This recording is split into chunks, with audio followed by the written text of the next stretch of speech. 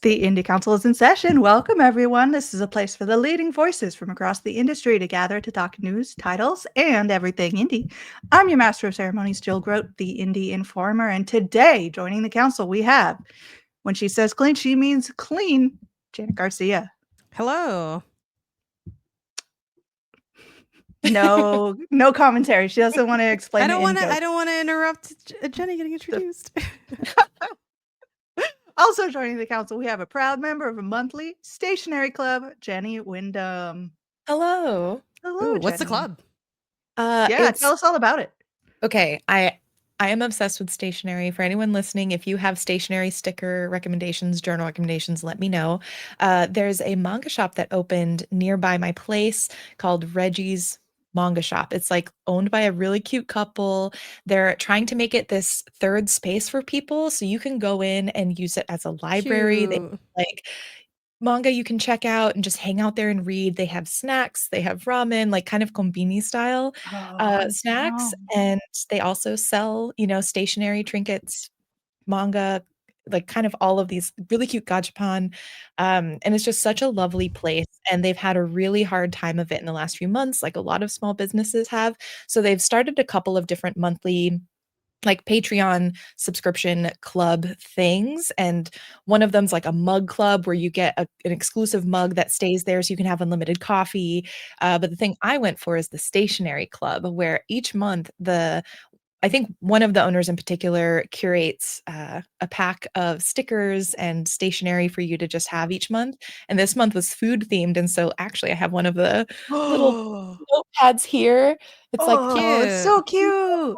it's got like just all these cute little illustrations, and you get stickers, you get a little tote bag the first month. It's just so much fun, and it's nice because it's, like I think a lot of us right now, if you're spending money, at least a lot of people I talk to were like, "Hey, I'd rather shop small, shop local, and support places that are like giving back to the community." And this is a place that's doing a lot to give back to teens in the community, to give them space to hang out, and even adults. They have so many free events. Like this is kind of a no-brainer for me because I shop there all the time anyways. So Yeah. yeah, it's been great. So go Jenny, see if your place does a stationery club. It's very I'm gonna fun. need you to send me a link to that, okay? Because I'm gonna Yeah. need some stationery. That's all Oh I'm my saying. I could put it below, so everybody in the anyone who chat, wants, it's a go check really it good out. spot. The one that I used to have was Sticky Club. It's like spelled with Okay. two eyes. Yeah. And they like work with a rotation of different artists, and they'll like come in and also they have like general like top, like you like sign up for like whether it's, I forget what the categories are, but there's like cute, maybe like fantasy, maybe like dark academia. I forget what there's like 3 types that you can sign up for. Yeah. And then sometimes like the vibes also change on that, or maybe it's like, oh, this one's like all forest based or something. Cool. Or like so there's like some like through line, but it's mostly just like the general stylings. But yeah, now I feel like I have so many stickers because I'm not using them at the rate that I was buying them, so I had to take a I actually need to go and clean out that area of my apartment because I'm like, there's some things I've been holding on to. Like I've had origami star paper for like 4 years, and I figure I don't make the stars anymore, and I think it's over. It's time. It's just like in a pile. You're like, I'm gonna use this someday, and it moves. Well, and then the worst is I had an empty jar that I've had for years where the jar is too filled with the stars, and I could do it, but I just genuinely don't have an interest in it. But I have it because they go together, using neither of the things. Right. It's an ongoing problem I have. Someday. That's what we believe in. Someday it will happen. Yeah. Some days takes up a lot of space, turns out. Yeah. It really does. Just being in this profession as well, you tend to get you accumulate a lot of swag. So I recently went through kind of my swag closet, we'll say.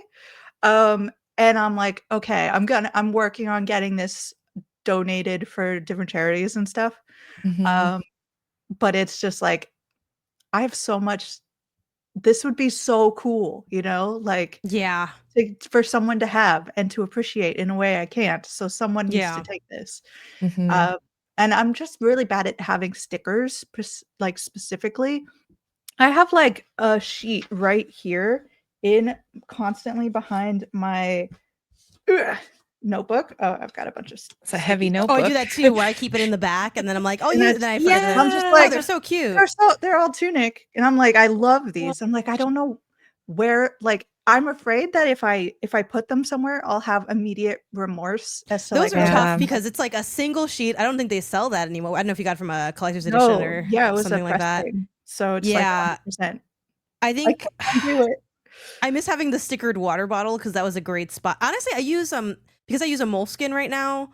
Some of the heavy hitters go on the outsides of the Yeah. moleskin, and that's been a good spot for him. But yeah, because you gotta put somewhere where you're gonna get a lot. You're gonna get to see it a lot for at least an era of time. Because Mhm. Right. you love that game. Because that's like, is it fair to say that's one of your favorite games ever, Jill? Yeah, Tunic? 100%. I've never heard Jill Yeah. talk about Tunic actually. Actually, So never. And Pretty I sure thought she you hates hated it. it. You said I it was. thought, I thought you said it was the worst game ever. She said, I think the word she used specifically was derivative. Is I think Yeah, what she Yeah. kept throwing around. Oh, it hurts just to pretend that I'm saying yes to this. It's like, Go play what was Tunic, that? You know. everybody. It's a really good game.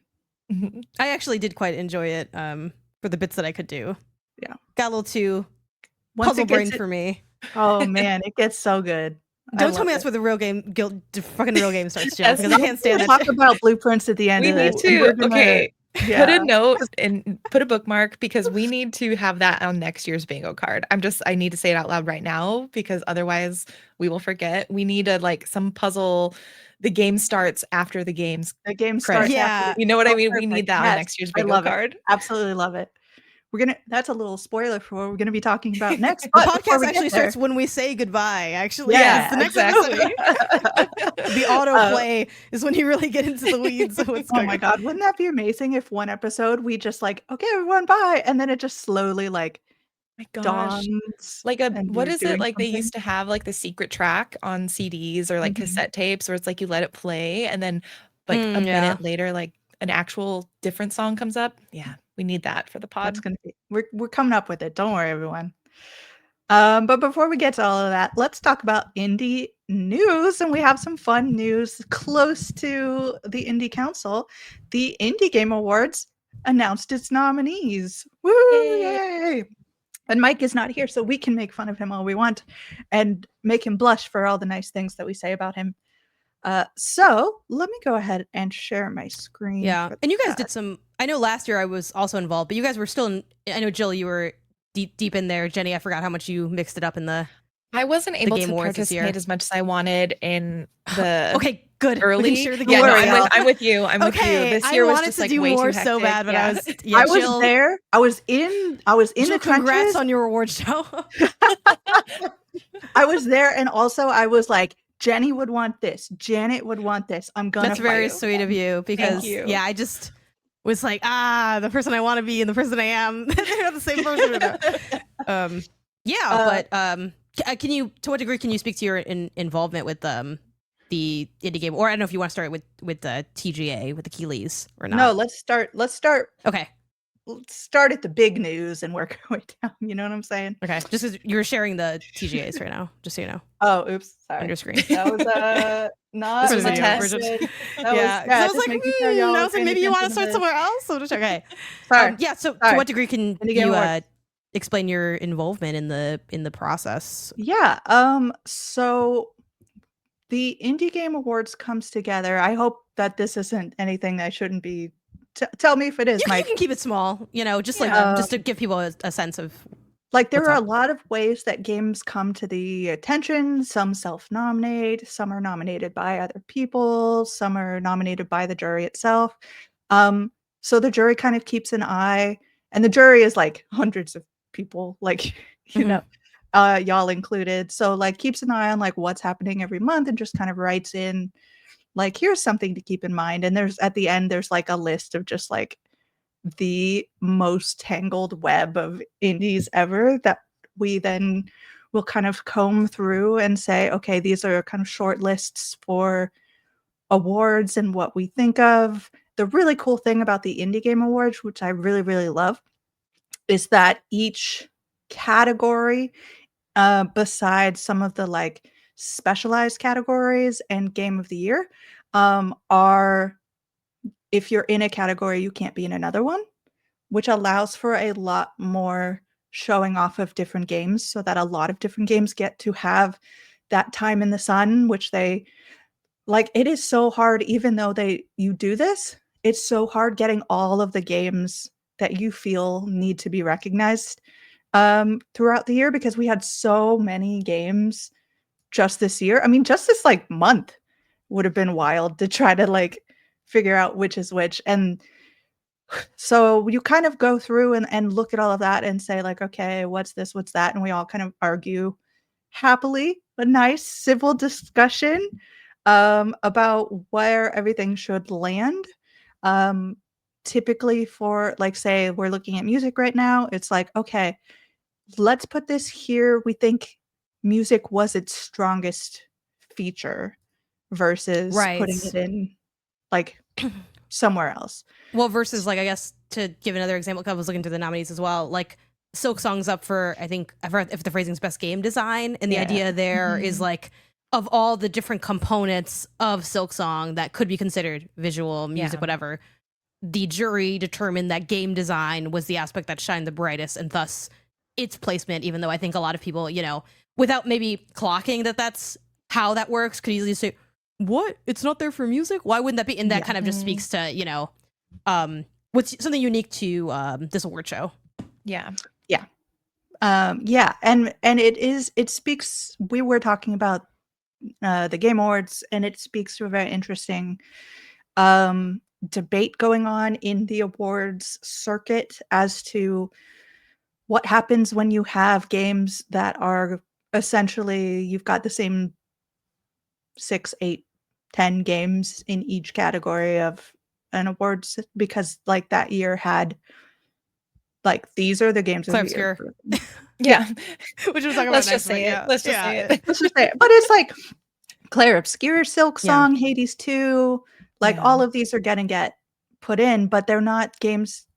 They're not the only games that we want to celebrate this year, you know? So I think the Game Awards the Indie Game Awards does a really good job of, hey, you should check these games out. You know, a nice balance, I guess, of these are the games you know and you love. If you are interested in the Indie Game Awards, you're obviously interested in indie games. So you're gonna know that Silksong came out. You're gonna know that Hades 2 came out. But like, maybe people didn't hear about Keep Driving, even though Janet's been trying to get us to play it forever. One tier. Why aren't you all listening to Janet, everybody? I don't know. I'm yelling as loud as I can. You're like, what, a game you like? I don't care. What don't you like? Like, oh no, please.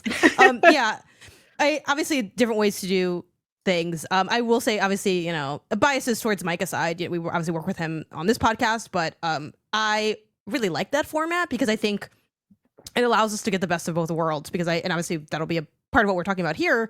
The debate on the struggle with like the TGAs is, because anything can be nominated for anything, it does feel like, well, I don't want to play this metagame of saying, you know, oh, let's not put up Clair for best music, even though I actually don't even like Clair's music that much, but you know, Clair for best music because it's going to win if it gets that. It's like, well, now we're kind of punishing games for being good, which feels also wrong to me, at least. So I kind of like this format because it doesn't involve playing a metagame like of being worried about these juggernauts, because there's already systems in place that allow for them to get praised appropriately, but also not completely sweep an entire show, which I think if that is your goal, which it does seem like, you know, that the Indie Game Awards part of it, a huge part of it is like the idea of wanting to recognize like the different great indie games of the year. It is in fulfillment of that goal in a way that I think is fair and makes sense, and also still allows for a lot of games to be potentially winning in multiple categories, because there isn't that limitation on some of those other categories that aren't the general ones. So like if you're up for, you know, the African game like of the year or a game award, you can still be up for like game of the year, and like you can still be up for like some of these more specific categories that are meant to highlight either like a region, a style, an identity. So I think it's a good in between where it's like, I think the games that are gonna sort of dominate because they're really fantastic games will still have a little bit of that moment, but we also get like a wider spread of nominees. And hopefully that does, you know, mean something. I'm sure it doesn't carry as much weight as winning an award, but being nominated is definitely something to put on a resume to bring to people. obviously, Jenny, you could maybe speak more towards that, working on like the game side of, you know, development and publishing and marketing. But surely that it can still be beneficial as well. So Yeah, it absolutely is, especially with showcases that have, the visibility that like the Indie Game Awards does, where you can say like, "Hey, we were part of, one of 6 games nominated for a category," or, for some of the like game design, which was a big category this year, we're one of like 10 games or 12 games. And that does make a difference. It allows, at the very least, for games to participate in things like Steam events related to this. And be a part of a curated sort of setting that allows them that visibility. And we've talked about this so much on the podcast, but visibility is really the hardest thing for all games, especially indies. And so any opportunity you have to be part of a curated format like this is always beneficial. And what's really nice is this is different from like a Steam sale or a Steam, even the Steam curated events. They're not necessarily curated for quality. Like they're just participants of a genre. For example, like Steam has their, I don't know, they just had their Animal Fest for games that have animals in them. And you can curate in terms of like topic, but this is not only curating for, specific categories, it's curating for quality. And so it has that next level of assurance where as a developer, like I am lucky enough, I've got 2 games on here that have been nominated. So I am speaking from that. And it's like, oh, hey, not only are we a solid game in these categories, or like in just in general to be nominated, but it's like, hey, if you're looking for, I think Wanderstop's part of, I think it's called Emotional Impact is the title. It's like, wow, we can really say to people in our marketing or on a social post, like, we are an emotionally impactful game. See this proof?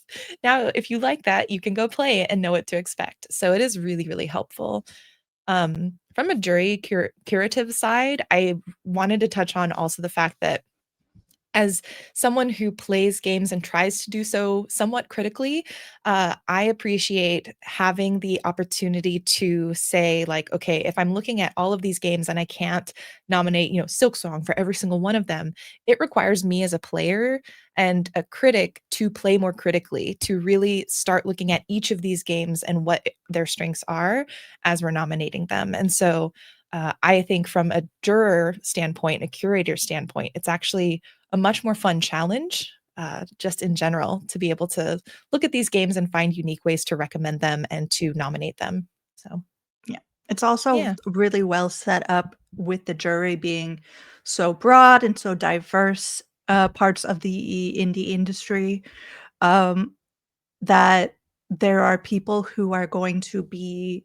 really knowledgeable about certain games, maybe games that you're not so knowledgeable about, who can make the argument, who can tell you why it deserves to be in, say, Emotional Impact and what's happening in that game, so that you can bring your own knowledge, but also that you're not missing huge chunks because you don't have personal knowledge about it, which is really, really cool as well. It's just a lot of really talented people who are really interested in indies and really excited and enthusiastic about them.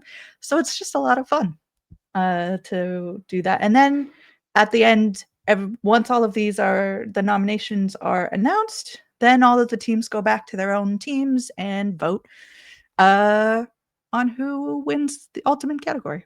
So that's not going to be difficult in this particular round. Let's go ahead and look at who is nominated for Game of the Year. I don't know how to pick between these, but here we go.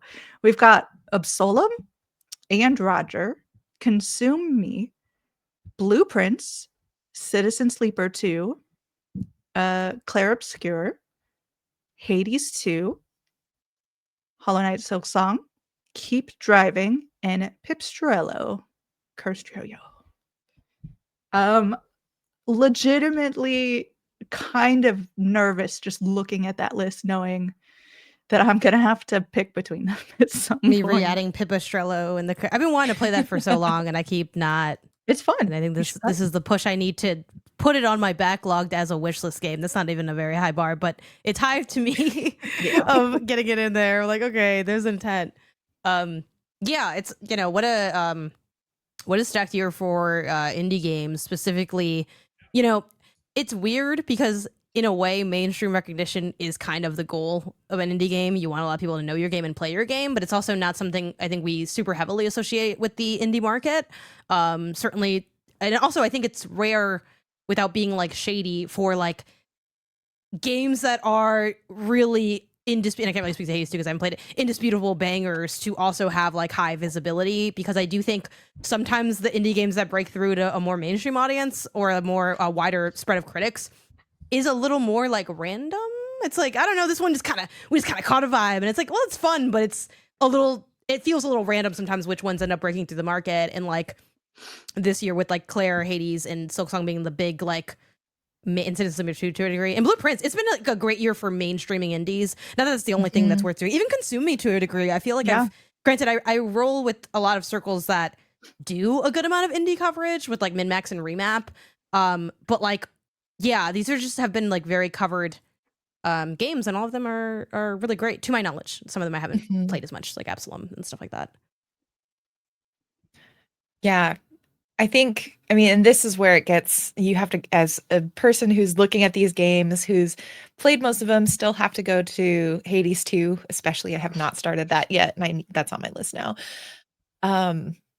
It's going to be really hard because you really have to, at this point, go through with such a fine-tooth comb and like define for yourself, what are you looking for in a game of the year? And I think this is what gets really interesting, because as players, like, are we looking, we're looking at everything, right? Like everything has to be a part of it. But, you know, what are the factors that allow a game to stand out to you just a little bit above the rest? You know, is it the story? Is it how they address it? Is it about approachability and more people being able to play it? Is about like certain complexities within the mechanics? And so I'm excited to see, because I haven't yet looked at it, because I'm honestly trying to bide my time and finish as much as I can. But I know going in, it's going to be a really tough decision, partially because this is such a diverse range of genres, mechanics, and stories, which is also very exciting. But it is intimidating, because I am like, oh God, how am I going to make this decision?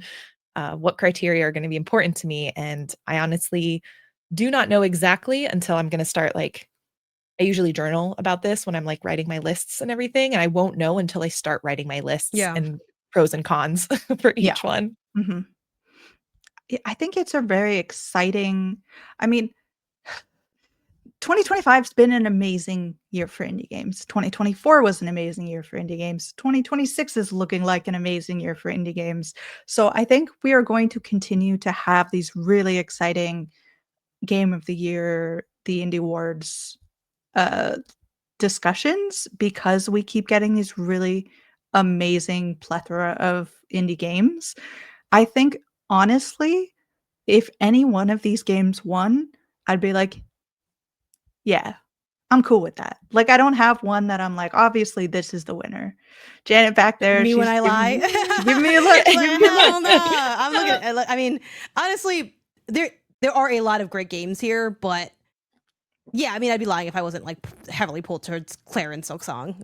And to a degree, Keep Driving. Like, I kind of wish, I wish that like, I wish there was like some of these other good games weren't here so I could pick Keep Driving, because it's really fun and it's really cool and I really love that game. But yeah, it's such a stacked time. Yeah, Gonna finish too many good games. Though. And then I haven't finished. Here's the thing, it don't matter what happened in that game, Jill, because you don't jump in that game, and I like to jump. So I do think, I'm not gonna lie, genre preference does hit for, because I think at a certain point you are looking at either in any Game of the Year showcase, even if it's someone's Game of the Year like list that they make personally, usually you're looking at 9s versus 9s, 10 versus 10s. Sometimes you get lucky and you look at a 10 versus a 9, you say, well, obviously I'm picking the 10. But it's like, it goes back to what Jenny's saying, where it's like, I still think Claire is probably my Game of the Year, period, like indie or not, which is convenient because people debate whether that's an indie, so it works for me, you know, whatever. But at the same time, it's like, I was shocked to see how much of an impact Silksong made, and I do wonder, am I weighing the genre of Claire too heavily on it? You know what I mean? Where it just feel like Claire is a more unique game, but it's like, but why do I think that? Is it because like people have jumped more than they've played cards from their hands? Like, it's like I don't know. It's like, and is that dumb? And it's like, well, the story of Claire is more interesting than Silksong to me. It's like, yeah, but like, I'm really just playing for the game. Like, I'm a gameplay girly through and through, even though I love narrative games, so it's a little funky that I have that take, but it's like, I don't know. I am kind of starting to question what are my own biases when I think of games and what's impressive in a game. Do I feel like it's less impressive to hit and jump something than it is to create a thing of synergy? Is Silksong not also a game of synergies in a lot of ways? It kind of is. So it's like, but it's like, it's Silksong does feel like a more boring answer than Claire, but is it technically a better game?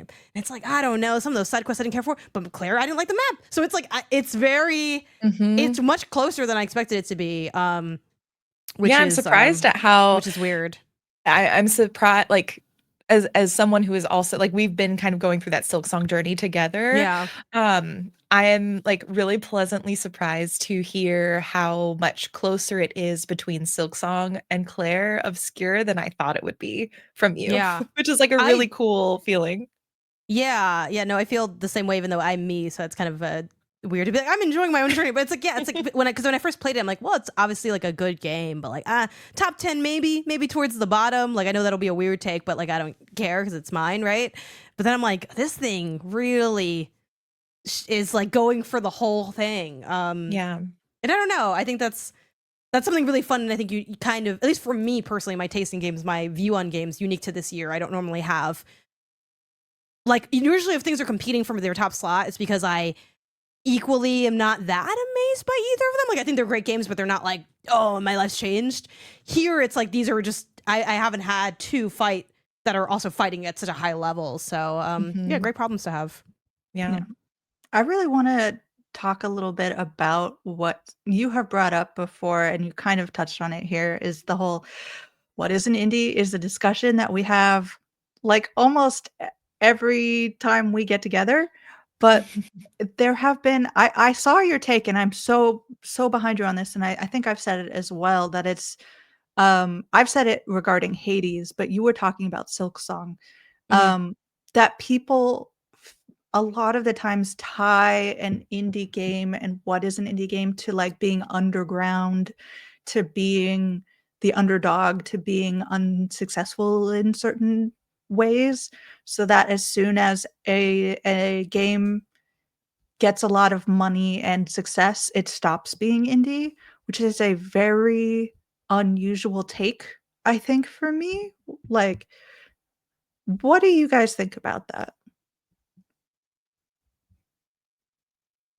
Nobody wants to go first? I mean, No well, one wants to jump into that pool? Well, you mentioned I brought the water, so I didn't want to jump in for you. Know what I mean? I was like, I gotta just wait and see. Yeah, I don't know. It's tough because I feel like my opinion on this sort of evolves slightly with each discussion I have. So it's like whatever I say, don't hold me to it for life. But it's hard for me because we have this conflict, I feel like, between the institutions that we're trying to put like we're trying to use these categories in these institutions, but it's like it feels like the institutions aren't ready to have like anything with depth other than indie AAA. And so when I'm thinking about these definitions of like what is an indie game, I struggle because there's like the theoretical of what is an indie game, and then there's the applicable, like, okay, but in this reality, this is what we have to work with, and I'm trying to like make sure we're being as inclusive as possible for these games so that as many of them can get representation as possible. And so that's where a lot of my struggle comes from. And so when we talk about money, it's really hard for me to say like, oh, if you have a studio that has like $2 million, $5 million in budget, like in my head, I wish there was a classification for that because that is vastly different from a studio that's got like 150K, to develop their game.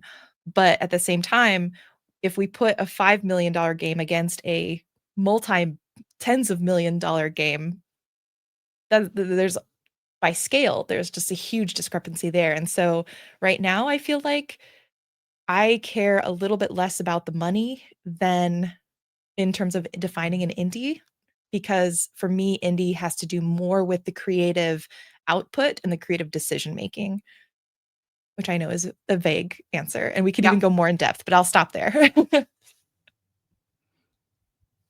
I'm kind of there too. It's I think there are a lot of criteria that you take into account when you are considering what an indie game is.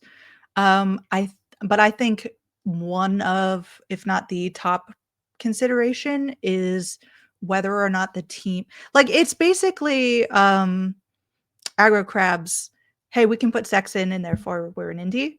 It's like, if you have that creativity, that freedom of creativity, and it is your vision and you are completing it without oversight from some other group pulling the strings, then then you are an indie, like, to my mind. There would have to be something really weird about the money in order for that not to be the case.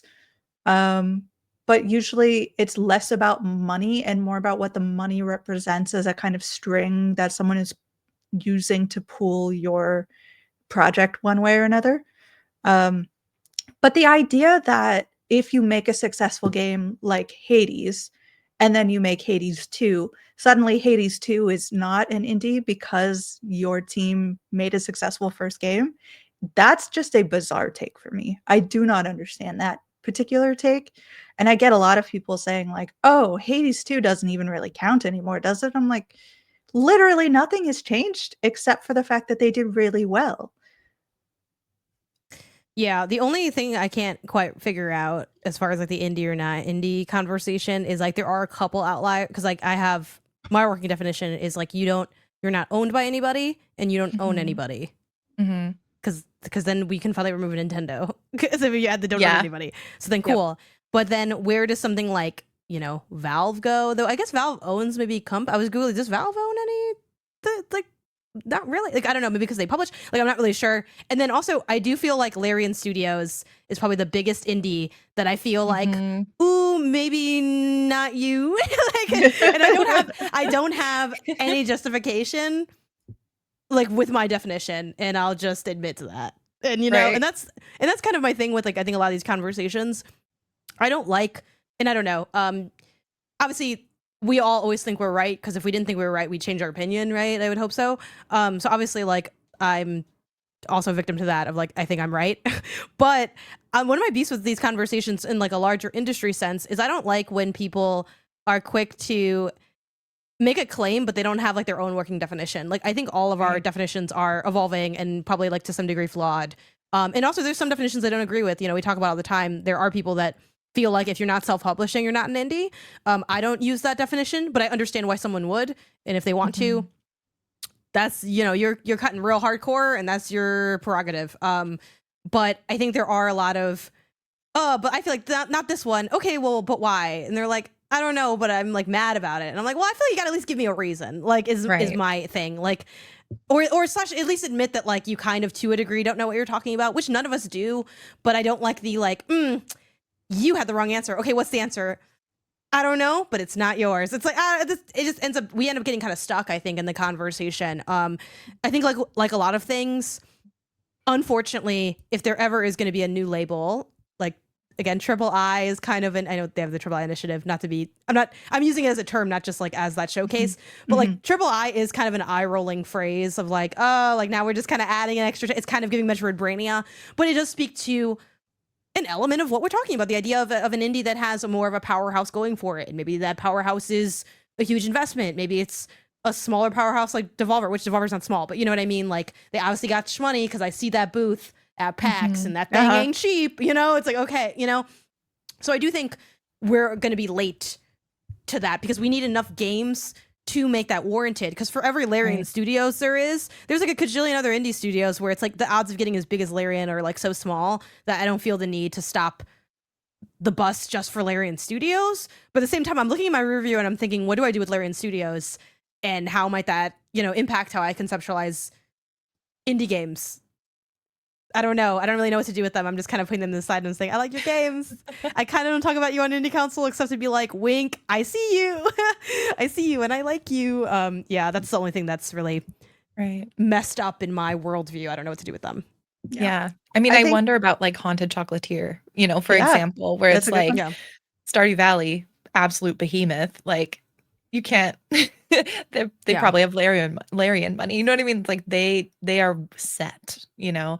And I wonder, like Haunted Chocolatier comes out. I feel like it's indie. Oh, definitely, They yeah. definitely don't like. Yeah. But also, it's tough because if we're trying to bring a level of objectivity to the circumstance, which I think is warranted, but the issue is we often don't have like many of the facts that we want to use, right? Things like Right. you're like, I feel like they have Larian money. I feel like they don't, but that's just still just a feeling. I don't know. No, And we're never really gonna they have know. money. Like Sure, but what? Okay, what? How much? a lot. But that doesn't help. You know what I mean? And then that's Yeah, not, I that's mean, not obviously, specifically, we don't but, like, know specifically how much money. I would love to make a line, right, of like, if you have this many million, this many kajillion, you're not indie anymore Yeah. based on money or team size. That's been a big thing that, you know, I've talked to, I was talking to Sarah about this during our Florida trip, and she kind of leans on team size for like indie, for her like definition of indie. I think that's a great idea, but we never know what these team sizes are. The staff page says one thing. We know you have contractors. How many contractors are you going to disclose that? There's so little standardization in knowing what goes on to the process that the only thing I can know, because I think you legally might have to tell me, is if you're owned by somebody or if you own somebody. And that's all that's why I think I lean so heavily on that, because it's like, how much are you spending? It's like, when I open that fridge, you know, are there liquid deaths in there? You got money? You got canned waters? That's the bar. So yeah, I mean, that's like, how many free drinks can I get if I enter your studio? You know, do you have a tap with cold brew? Like that is different than other ones, but I don't know. It's also that thing of, obviously, I think money and manpower are the two biggest things you can have. I guess third would be marketing, which is kind of just a form of manpower also.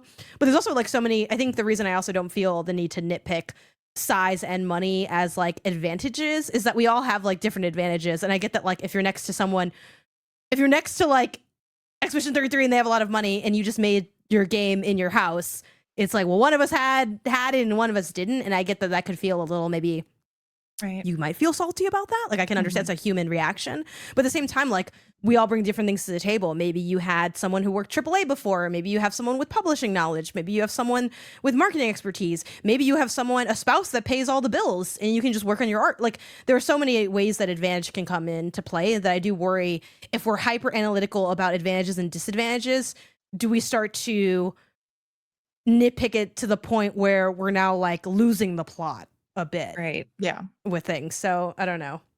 Yeah. I've got two thoughts. For me, Larian itself is a difficult thing, but Baldur's Gate 3 specifically for me is not indie because they work so heavily with Wizards of the Coast, and Wizards of the Coast had a lot to say about what they could or could not do with that game. So there was not a lot of your nice you little couldn't just- definition. I mean, might you just can take throw a little sex in piece of there, your but, like- definition and throw and just there was build it some stronger creative control that was Oversight. going on. Yeah. Okay. With that. I'm gonna have to Um, add in that little creative thing. Send me your definition and I'll add it to mine. It keeps evolving. I love, Jenny, that you said like it's always evolving. I think anybody who is in good faith trying to tackle this particular subject should always be listening to other people and listening to what's going on and changing what they think if they come up with information that makes sense to them. I'm Janet? curious though. So then by that lot, so if Larian Studios made a Picross game, would you be like, that's an indie game because Mr. Picross isn't like watching them make it? I also don't know the legality of Picross, so Like, I'm happy about that. But I Legally think, distinct pink cross. yeah. I think I I wish there were could many. see Murder by it. numbers. I could make that argument in But would the you? next game. I would have to see the game. But yeah, like essentially, if it was like Larian is making some kind of Picross kind of game, like, you know, like I could make that. I could see myself making that argument. Okay. That, yes, this is an indie game. Oh man. Okay. It I has just had no a thought. oversight. Oh, go Jenny, go Jenny. I'm ready. Okay. So, for example, Snufkin, the Moomin it. the Moomin game. Ballad, Yep, yep. melodies of. So here's my question, because Moomin is an IP that Yes. is creatively controlled by the Moomin IP Ooh. people. Ooh, So would interesting. Snufkin, because it's an, I would say an indie studio making a game for an IP, but because they have that level of, I would assume, creative oversight from the Moomin brand, would Snufkin count Count? as Yeah, an so you have to indie. delete your review of Snufkin Ooh. Chill. Yeah. Get it out of here. I love in the Snufkin. CMS. Just to cause more trouble. cause no, basically. You're right. that's I'm deleting what I that's took so from good. Joe's thing Yeah. and then taking it Yeah. out I of say my this as Everyone a just Snufkin erase Moomin me. fan. You're And right. it's because they're doing the new Moomin, like the Yeah. winter Moomin. Oh. No, yeah, that's a really good argument as well of like, does this count? As I think we had the same argument for the Prince of Persia. TMNT or whatever. Or the Prince of Prince of Oh, Persia, yeah. whatever it was. I forgot the name of it. The Y'all Rogue know what it Prince- is. Rogue Prince of Yes. Persia. The Rogue Prince of Yeah. Persia, yeah. Because yeah, it was a situation where that was like the highlight of the Triple I's that year, Yeah. and Mhm. I was like, I don't know if this is an indie game. It might not be, but it's a triple I game, which I also feel like they are by name implication, they are the bougiest indie showcase by name implication. So I feel like that would be where it would be if it would be anywhere, right? If it's like an indie Mhm. game that's kind of like flirting with AAA stuff. Like that felt like I know this is like rehashing old discourse, but like I know people were like, I can't believe a Prince of Persia game was an indie thing. I'm like, well, it is like it's like the bourgeoisie indie though, you know? Yeah, They're with the yeah. movers and shakers. So where else would it be? I guess I don't know. Yeah, I don't know. It's all messy. Yeah, that's I think ultimately whenever we have this discussion, it comes down to it is so messy. And I think for all of us here, I think it's okay to say we want to highlight games that on some level are not going to be highlighted elsewhere. So like you talked about Devolver being like a really big thing, but like I was in a car with industry people in an Uber going Name to names. an No, I'm just event. kidding. That was a joke. I probably wouldn't remember if I did. Oh, Try. damn. Oh, But, wow. Like, I mean, so you meet Just people, passing okay? the joint It's just around so in many people. California. Just And they did not know about Cocoon. Like I had been listing because like, you know, they hear who I am and they're like, okay, what Yeah. indie games do you play?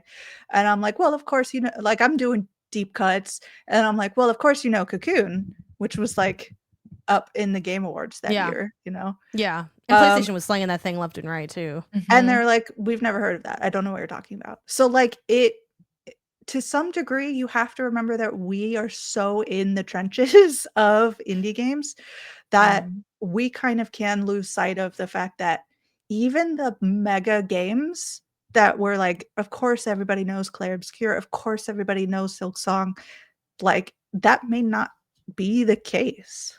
Also, is this a safe space? I love Can it. I say something, Safe can I space. say something controversial? Absolutely. No one would be picking apart Clair as an indie game if it wasn't so good of a game.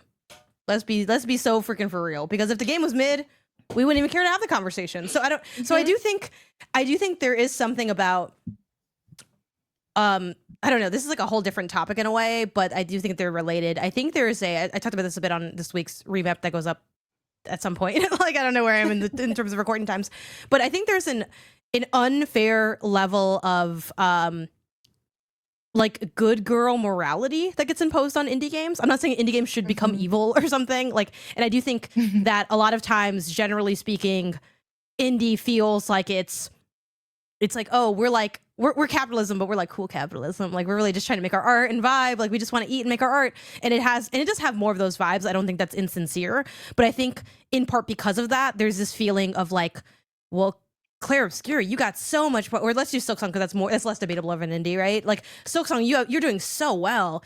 You should just back up and let other people shine. Haven't you gotten enough? Haven't you won enough? Aren't you rich enough? Aren't you whatever? And I think that's something that we don't have this discussion in AAA. When GTA, I mean, to a degree, you have it a little bit of like, oh, this thing's sweeping, it's kind of boring, but no one thinks that like.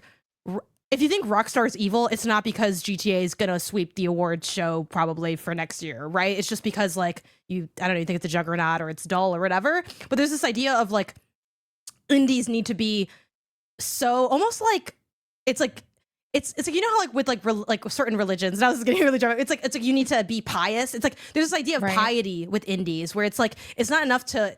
It's like, oh, you were successful, but now that you should know when it's your turn's done and you should let other people shine. And the idea that like an indie that does really well, whether it's critical acclaim or sales, is you're taking up too much space and as an indie, you should respect other indies and take up less space. And I think that's I don't really agree with that element that gets like thrown onto indies a lot. And I feel like that is unique to like the indies are just treated differently than like AAA. So I don't know. A really good thing that ties into that whole aspect to talk about is if you limit indie games to the people who could make a game in their basement with no outside money. You are now talking about the people in our society who can afford to live in their basement and make a game without outside money. You know, so indie game the movie, which I loved. I loved that movie, but also like there's a reason together.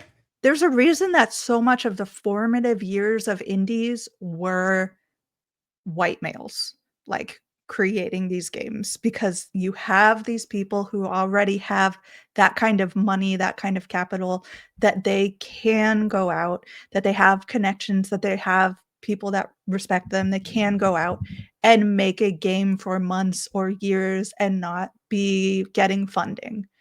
So like there is some real concern for me when people are like, indies should only be the people who are doing it by themselves, solo developers with absolutely no like income whatsoever, asterisks, like we can get crowdfunding from fans. For some reason, that money doesn't count. But then you only get people who can support themselves in that space, and that those kinds of people will be a very narrow view of humanity. And we get more if we can share around and we have indie publishers and we have people who are willing to support indie games. It actually rises the tide, you know. Got really serious there. Sorry. So Indie Game Awards. Going back to it. I started thinking of solutions for this that are dumb, like a section where it's like broke people only. It's broke just like, or it's like put all the rich people in a bucket and make them fight for an award. I don't know. I love that. Maybe solutions that are some more elegant than others, but yeah. We'll see. We'll figure it out. Everyone go check out the Indie Game Awards, December 18th, 3:30 p.m. Pacific time. Let's just go really quickly through the Game Awards. It is a very big platform for people who are making indie games, and it will come in later. Let me see if I can share my screen here. Doop, doop, doop. Because there we go. I'm just going to talk about Best Independent Game, and we can do a comparison of Game of the Year as well. So, for anybody who is not visually watching, Best Independent Game for the Game Awards includes Absolem, Ball Pit, Blueprints, Clair Obscur, Hades 2, Hollow Knight Silksong. These are all excellent games, a lot echoed in the Indie Game Awards. I think it must be some grand conspiracy. That's a joke in case people can't understand tone. I absolutely I'm so happy to see. Yeah. I was just to say, I'm happy to see Ball Pit getting some recognition here, because that game has really just like sucked a decent amount of my attention over the last few weeks as I'm trying to finish some of these other games. I'm like, oh, but maybe I could just do just like 20 minutes, you know? It's very, very cool to see it here. Ball Pit, I think, made it in for game design for the Indie Game Awards. Yep. But yeah, a couple of these games I want to point out when they came out later in the show. But on top of this, just looking at the Game Awards, Best Game of the Year, we have 3 of those same games in this category as well. So we've got Clair Obscur, Hades 2, and Hollow Knight Silksong. And those are kind of the front runners. Like, we have 3 indie games. Half of the games here are undisputably indie. Take that as you will. And Sinclair, I guess. Which Sinclair is an indie game, just to be clear, but yeah. Just to be clear. Haha. And you do have a very big chance of an indie game winning Game of the Year this year, which is a really we got 3 indie games, 2 dad games, I think, and then Kingdom Come Deliverance. Yep. It's Death Stranding and then Donkey Kong Bonanza. Yeah, Donkey Kong. He's basically a father figure. Yeah. Yeah, Look at him. at this point. So I'm really excited to see indie games get this kind of love on this big stage. I wish the best for all the teams. I love what this is going to do for people who are, again, the Game Awards get so many eyes from people who would never consider an indie game, who are the kinds of people who would never have heard of these games before, who are now going to go and look at them and be like, let's go check this out. Yeah. I think it also backs what we've talked about a little bit, in that indie games are trending to become a bigger piece of the gaming pie and to have more attention and more eyes on it, and to open up more opportunity for more people to play indie games and to make indie games. So that is very exciting for me. Any thoughts before we move on to topic of the show? Just without like listing every single category, just to shout out some indies appearing in other sections. I know Despelote is up for definitely Games for Impact. I forget if they have something else as well. And Silksong appears in a couple other spots as well, just off the top of my head. Yeah, obviously like Blueprints in there for debut and all that. But yeah, there's like a decent, I mean, it's a lot of the same indie games, like admittedly. It's not like there's like a huge super wide range. But there's a good amount of like indie presence throughout. Yeah, so hopefully if you think Claire's an indie game, that's great, because it's probably gonna win everything. And if you don't, that's like that's light L, because it's probably gonna win everything. So yeah, but I don't know.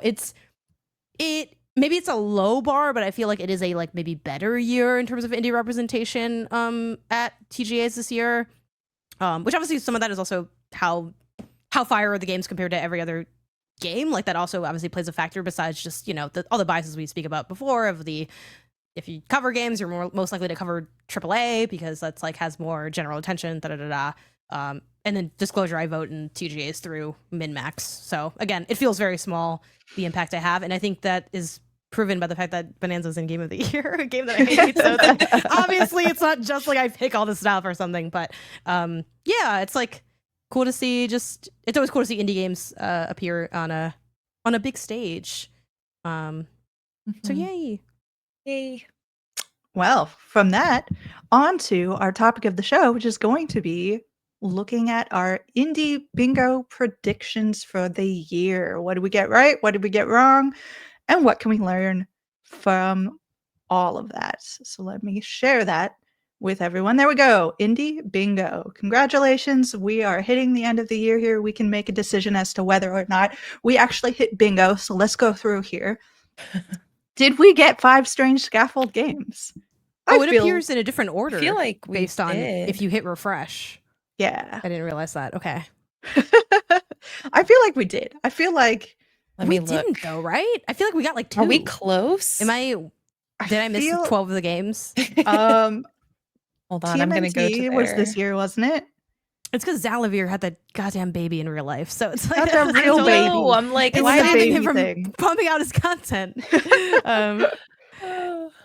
They had, I mean, technically not, but it was this year. It was Creepy Redneck Dinosaur Mansion 3. Okay, I'm on their Steam page right now. Okay, I'm ready. And I'm doing it. Spoilers, we didn't make it. They had Creepy Redneck Dinosaur, TMNT, Co-op Kaiju Horror Cooking. Yep. And that's it. Okay, not out but yet. The baby they trader. did have Creepy Redneck Dinosaur Mansion 1 Re-Raptored was their IP. The devs were different. So that's 4. And then I feel maybe we could count the trading baby game. because it's But so wasn't that funny. just announced? I'm Yeah. afraid that we did not get this, Jill. So didn't we have get it, I don't barely think. just made Yeah, it no. under. We were so close. Iron I'm Man sorry, Beast came Daxter's out not a on Naughty Dog game. on consoles. Ready at Dawn made it, and they did a great job. I can't speak to the Redneck Dinosaur Mansion 1 remastered, Re-raptored. rewrap. Yeah. Raptored, yeah. Oh yeah, what I said sounds ridiculous. Uh-huh. Yeah, no, we didn't get that. Okay. Haunted Chocolate Cheer did not show up anywhere. I'm really surprised by that. I know, I'm me too. so sad. We did get like announcements, but it did not show up at a Just like, show. yeah, did get an little update. trickles of updates. Yes. Yeah. So we Yeah, know it's you- still happening. No one freak out. Yeah. He's spinning that vat of chocolate. I just know it. He's in there. God, I want to eat it. I forgot entirely what Janet warned me not to forget. So Yeah. good for us. Yeah, I think we got that. we Yeah. got Silk Song. Grave Yay. Seasons is not out. I was hoping for No. it. I didn't. Seems I cool. was nervous about that one. Did we get an Annapurna Pop Agenda? Mhm. Okay. Way to the Woods, I think, was No. really just a wish, a hope. Yeah. We Um, haven't even gotten an update on that one in a while. I don't think. Yeah, I'm sorry. Yeah. Mixtape Lost Records mix up. I think No, there's didn't less of that than It than didn't. I It was didn't happen expecting. because the game didn't come out. I think is Mhm. really what. And also, Yeah. you know what?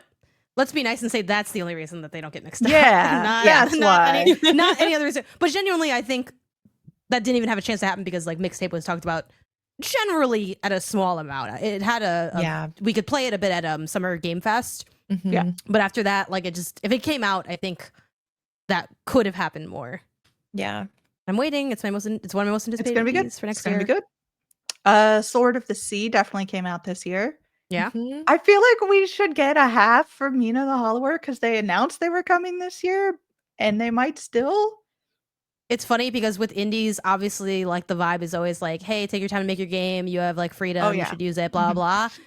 But like Mhm. off record, where the fuck is it? 'Cause it is one of those games where it's like it like weighs on me for reasons that are completely reasonable. I'm not even like the number one Mina stan. I'm just kind of like Mm. I've just seen it so much and I've been watching it so much that it's like I feel like my body's atrophying. It's like if you had to keep waiting to like take a crosswalk or something, and it's like wait. And I'm like, how long are we gonna wait here? So I'm kind of losing my mind a little bit over that one. There's other indie games that are making me lose my mind also, but Mina's. And then what irks me too is I know it's gonna come out and I'm not gonna get to it for some reason, and that's gonna piss me off even more, even though that's in my Mhm. control. So that's the thing. We'll make sure just to get everything done, and there will be Yeah. no other games Yeah. besides. I'll be Mina. well. It's because it's kind of evidence of giving blink and you miss it when you watch it. Like for me, when I watch a game so closely for so long, and I'm like, ooh, the second I look away, oh yeah, it was out. Ooh, did you not get to it? And I'm like, no, I looked away at the last second. Anyway, Something we Mina. did get to Deltarune Chapter 3 and 4. Yes. yeah. So good for us. How Scarlet much is left? Do we Tyrion- know? I think there's Uh, 7 chapters total, 6 or Okay. So 7. still a bit. We're about halfway through. Another reason, by the way, that Deltarune was not put in the Indie Game Awards category. 'Cause Yeah. it's not all Mhm. fully out yet. Yeah. No Scarlet Tyrion. The Nindies revival we were hoping for did not come to pass. I don't know what's No. going on with this. Like with the Switch 2 as well, like you Would had have been this perfect. golden I know. opportunity. Yeah, the Switch 2's kind of been it's been a quiet year one. Yeah. Yeah. I'm hopeful that year 2 will be better. Even with like I played all of Silksong on my Switch 2, and yet like I needed a few more games to really start to form that like attachment to it. Yeah. So yeah, we'll see. Yeah, I still Next haven't year. even gotten a Switch 2 yet. I'm You- waiting. You don't need it. That's the thing. Like it's like Yeah, I don't need to get it. Really. kind of hard. The only thing I like about the Switch 2 for like indies is that it does have a better battery life than the Steam Deck, Mhm. and it's lighter. And Yeah. that's Yeah. it. Which is not nothing. It is why like I have Silksong on the Switch, but at the same time it's not quite enough to I think warrant the price tag. Right. I'm like, is it hundreds of dollars of No, especially with the That- Steam. We haven't even talked about the Steam Steam machine. machine? Yeah. We I guess we'll talk about that when the release. can- The price will get revealed at some point, and we Yes. can do it then. We'll talk but, about that. But yeah, save your Um, money for the Steam machine. Mhm. That could be on next year's bingo. Who knows? Yeah, the price of it, that would be a fun guesser for sure. Yeah. I don't think we got a big announcement. I think they were pretty I don't quiet think so this either. year. Yeah. Yeah. I still okay. So here's the thing. Q1 wins best indie. I've got If you think The Game Blueprints Awards- is the best indie, then so like Blueprints was May or April. oh, 'cause And I think April is something else Q2. was too. 'Cause I Claire wanna- Obscure was April. Yeah. Yeah. So I'm sort of That's like, technically if we Q2. push the definition of Q1, then maybe, because I played Blueprints in Q1. So we'll see. She Dreams Elsewhere. We didn't get No. Tanuki, even though I totally spelled that correctly. We didn't get that Playdead game that we were looking for. Ysbryd didn't. Sorry, they did not really dominate. We didn't No, get I a feel lot like- of. Yeah. If anything, not a lot. But so what releases did we get from them this year? I agree that they didn't get the Everdeep Square, Aurora. but okay. Everdeep. I think The Gravity game. it's what not was- run. That didn't come announced out yet. Yeah. Love think- Eternal. Oh, Love Eternal. Was that just a new demo that came out then? It was just a new demo. Yeah. Oh, So we got haven't it. gotten that released yet. Mm, So The Demon Cool. School just came out, and I've been Just hearing came good out. things about it. So that's cool. But yeah, it also feels like I didn't spend much time with Everdeep Aurora, but from like y'all's vibe, it seemed like it didn't quite hit as hard as I think that initial demo impression that we all had. mhm. But I'm optimistic about Demon School. But yeah, I kind of thought they would. I thought they'd maybe drop like 3 to 4, and they'd all like bang, and they dropped like 2 and like maybe half. Like it's like, but I don't know. I still feel like we're investing in this. Metaphorically, we are investing in this stock early. I think they're Yes. gonna. I think they're going to get They're what just is not ripe due. They're yet. going to break Yeah. open. I'm really excited for Love Eternal. I'm so ready Me for that too. game. I don't know if I'll be good enough for Love Eternal. I'm not gonna lie. I'll believe in try you, really Jenny. hard. I'll try I really believe in It's you. gonna be hard. so fun. We didn't get Pony Island 2. I think the Sicko Hole Descent we did get, though. We got Jenny talking about I feel like I Proximate. descended. Yeah, I Yeah. descended into the sicko hole for sure this year. Nice. Yeah, you got that weird game that I need to play. Yeah, called? yeah. Proximate. Yeah, or no, yeah, the other one. Karamara? It's like Karamara. yeah, something like that. Okay. Okay. I can see it in my mind. I can never remember the name, but yeah. I think we did get a lot of hyper casual hardcore genre games this year. Was this meant to be like Balatro? Like yeah. Code? Sort of like that, yeah. Because I'm thinking like all- Winter Burrow just popped, and that was a survival, but very like Oh, Yeah, that's a good. I was like, thinking more of like the ball alternate pits. Yeah, I Of was the- Ball Pit originally also, thinking though. ball pit. What is that other slot game? But I guess is Daggers? that a Clover- hardcore? Slots and Daggers. But I guess Slots is and that a Daggers, hardcore Clover genre? Pit. I guess like Pong is not really a hardcore genre though, and that's kind of what like ball pit That's is. true. but I think we got some. But it's like hyper, but it is a hyper casual made Yes. hardcore. yeah. I think. Oh, A lot of Hmm. interpretations here, Janet. I don't think we got this one. If I'm being honest. I mean, we But I also got did kind of lose the plot on. I guess what I read this as like a hyper casual take on a hardcore genre, but maybe that's not what the intent was. We probably should write these clear I- next year. I know. I'm like, we should have definitions. it's got like two little tiny lines to write in. I think No, that- it's not. This is. I'm speaking generally. Like I'm not naming names, Jill. Like it's okay. We were all We were there all when the card complicit, was yeah, there. Yeah. okay. We didn't get a big fan slate. Earthblade. Yeah. Earthblade. I'm still mourning We- Earthblade. I think we fucked them over by putting this down. Yeah, we probably think we ruined their absolutely lives. signed the death warrant Okay, there. but then now that we know we have this power, what else can we like? What should we intentionally? Which should we kill? Mess up. That's, Yeah. that's wild. I'm thinking of a lot of things that I can't say out loud. You know what's funny? It's like I do think with, and I don't know if it's because like I have more optimism in the indie space than AAA, but I feel like I can kind of clock when I think a game isn't going to be good. Like, oh, this looks fun, but I don't think it's actually going to be good. But it doesn't happen, I think, as like with as much fervor. Mhm. So I don't know what I would. What if we wanna- put, like, what we AI? kill. Anything.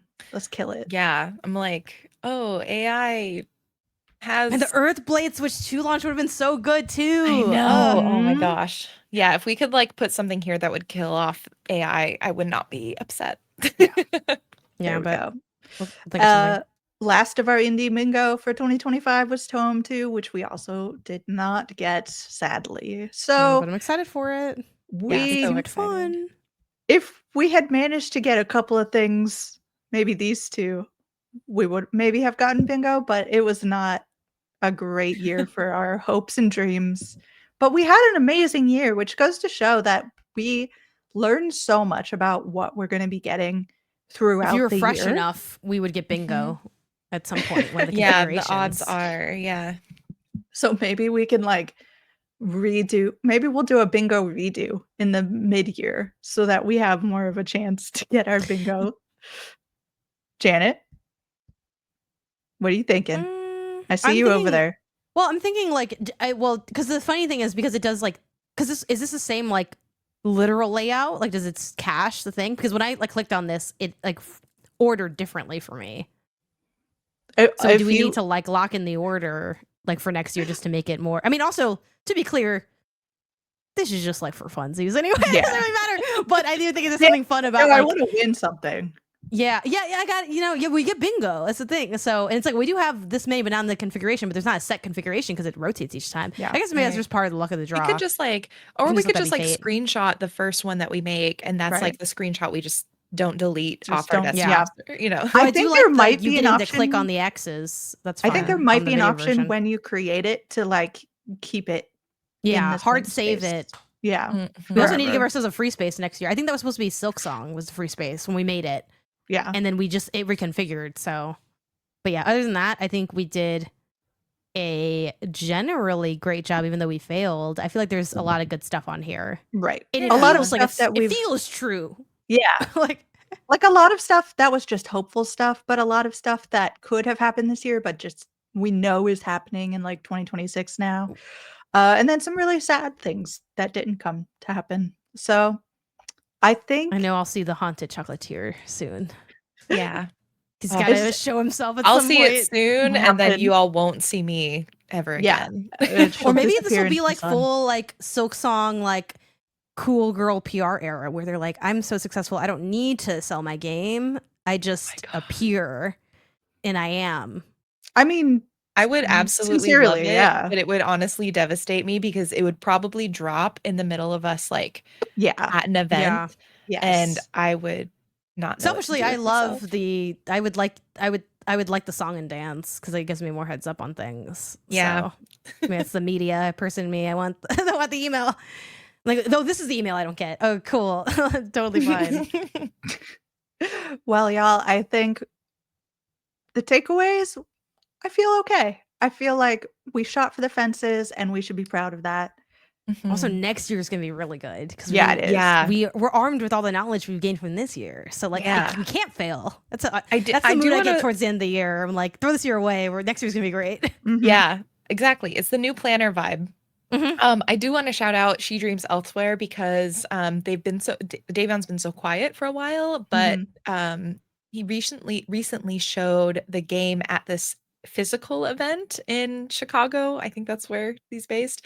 And so I feel like we will be getting She Dreams Elsewhere next year. I have a very strong feeling because I'm like, now that they're coming back and like doing a physical event, local event, that bodes really well. This is how we So, get to this position by the end Yeah. of 2026. We're like, oh, but it was so like all the signs were there. mhm. Indie games are often so like right about to release, Yeah.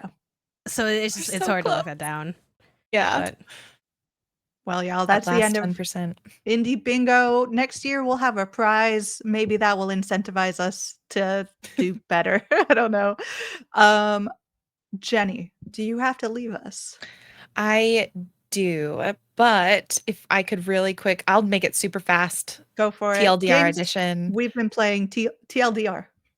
All right. Finished Consume Me. Outstanding. I mean, you've seen it on so many nominations. Highly agree. It absolutely wrecked me in the best way. Undusted is another game that I finished.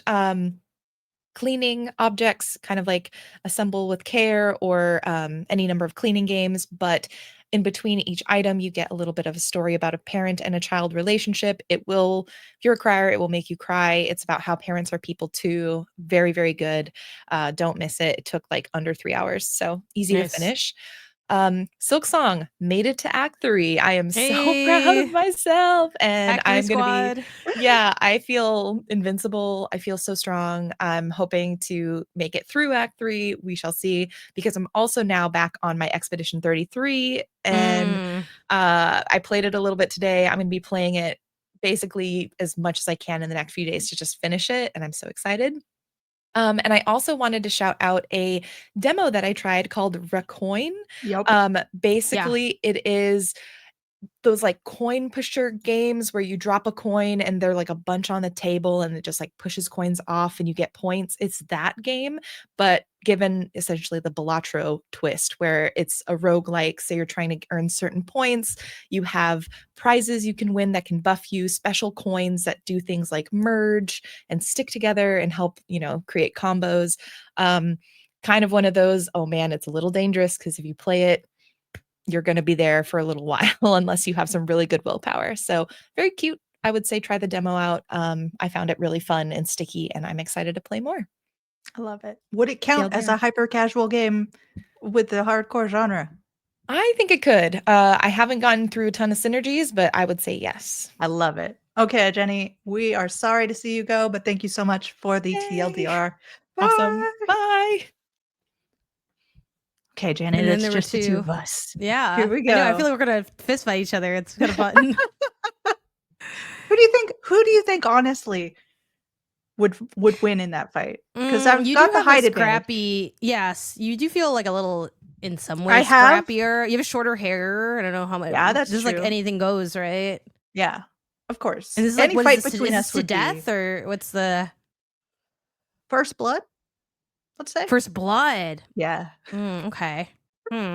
See, but here's the thing. There's a lot in my past you don't know about, because but you're like a little sweetie. So I didn't think you'd be too upset having to like hurt me. You know what I mean? Like I think you'd feel too guilty about it. And I think while you're processing that guilt, I'm on top of you, just stomping away. You're on it. What if I guess what's on the line? Because I don't really want to beat your ass either. I guess like this is just theoretical that like what if we're both beating each other up for charity or something? I don't know.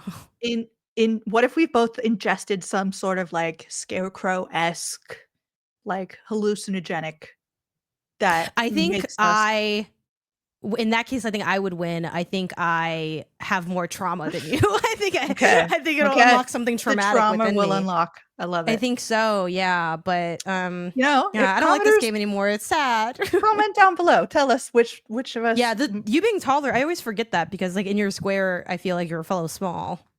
And I feel like a lot of women in the games industry are small.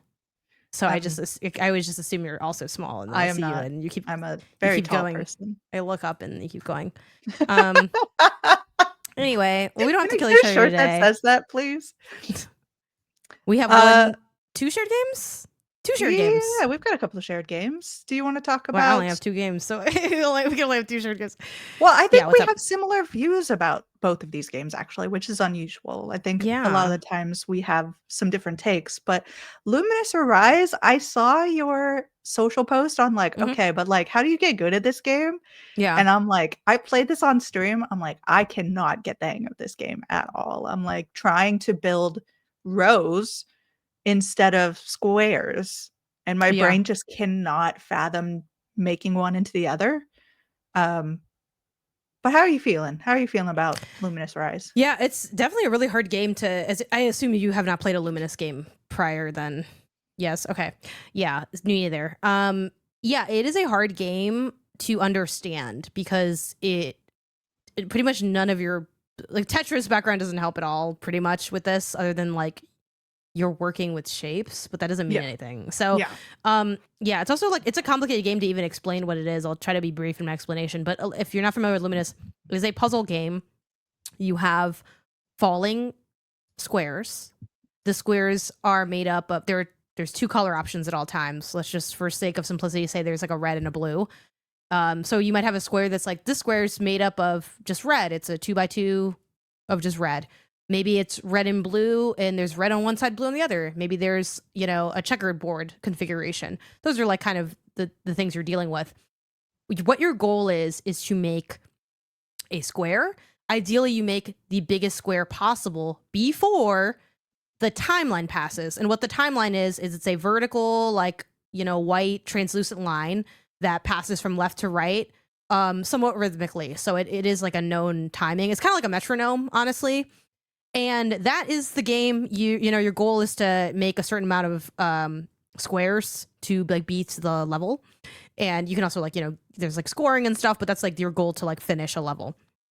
And it is really hard because of the timeline passing at all times, where it's like once your square is formed, which a square in the most simple term, like, 4 blocks or like 2 2x2s or whatever, a 2x2 block. That's like the smallest square you can make.